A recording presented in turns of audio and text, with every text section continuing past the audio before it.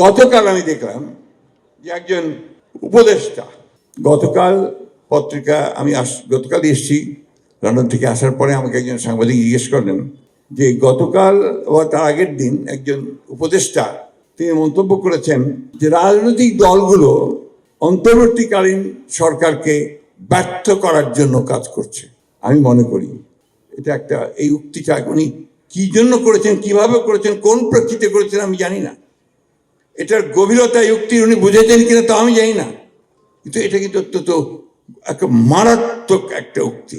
এই সরকার অন্তর্বর্তীকালীন সরকার, এই সরকারকে আমরা সমস্ত মানুষ যারা আন্দোলন করেছি, যারা ফ্যাসিস্ট সরকারকে তাড়াবার জন্য আন্দোলন করেছি, ছাত্ররা বুকে রক্ত দিয়েছে, বুকে আমরা রক্ত দিয়েছি, তারা সবাই মিলে এই সরকারকে আমরা দায়িত্ব দিয়েছি। এবং এই সরকারকে দায়িত্ব দিয়েছি যে তারা আমাদের জন্য একটা পরিবেশ তৈরি করবে, এই রাষ্ট্রকে মোটামুটিভাবে একটা নির্বাচনমুখী করে নির্বাচনের দিকে নিয়ে গিয়ে নতুন একটা রাষ্ট্র করবার সুযোগ করে দেবে।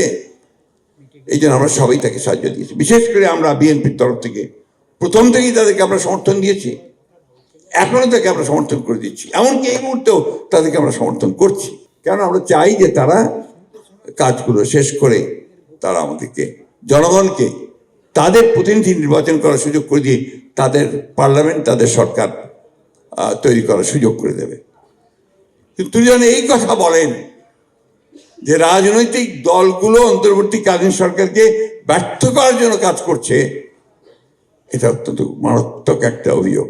আমি তীব্রভাবে প্রতিবাদ করছি এবং আমি মনে করি যে এই ধরনের উক্তিটা প্রত্যাহার করা উচিত। এবং আমি এটা মনে করে দিতে চাই যে দয়া করে রাজনৈতিক দলগুলোকে বা রাজনীতিকে আপনাদের প্রতিপক্ষ বানাবেন না। রাজনৈতিক দলগুলো আপনাদেরকে সহযোগিতা করছে, কারণ এটা রাজনৈতিক দলের দায়িত্ব। সেখানে আজকে যদি আপনি বলেন যে আমরা এটাকে ব্যর্থ করার চেষ্টা করছি, আমরা হাজারবার বলেছি, আমাদের চেয়ারম্যান বলেছেন, আমরা বলছি যে এই সরকার ব্যর্থ হওয়া মানে জনগণ ব্যর্থ হয়ে যাবে, আমরা ব্যর্থ হয়ে যাব, তাই না? তাহলে এই কথাটা ওনারা কেন বলবেন উনি? আমার মনে হয় যে তিনি হয়তোবা এর গুরুত্ব বুঝতে পারেননি, অথবা এর প্রেক্ষিতটা বুঝতে পারেনি। কেন বলেছেন আমি জানি না। তবে যদি স্বাভাবিক বলে থাকেন, এটা ঠিক না বুঝতে পেরে, তাহলে আমি খুব কিছু বলতে চাই না। কিন্তু উনি জেনে শুনে বলেন, তাহলে আমি অবশ্যই এর তীব্র প্রতিবাদ এবং নিন্দা জানাচ্ছি, প্রত্যাহার করার জন্য অনুরোধ করি। আমি যে কথাটা আগেই বলেছিলাম যে প্রতিটি মুহূর্ত আমাদের এখন সতর্কতার সঙ্গে পা ফেলতে হবে। প্রতিটি কথা আমাদের এখন মেপে কথা বলা দরকার। আমরা এমন কোনো কথা বলবো না যা আমাদের এই যে বিজয় সেটাকে নষ্ট করে দেয়, অর্জন নষ্ট করে দেয়। আপনারা দেখছেন যে আজকে ফ্যাসিস্ট হাসিনা পালিয়ে গিয়ে ভারতে আশ্রয় নিয়েছে। ভারতে আশ্রয় নিয়ে সে তার মতো কাজ করছে। সে লন্ডনে একটা মিটিংও করেছেন মধ্যে ডিজিটালি সে লন্ডনে আওয়ামী লীগের নেতাকর্মীদের নিয়ে একটা মিটিংও করেছে।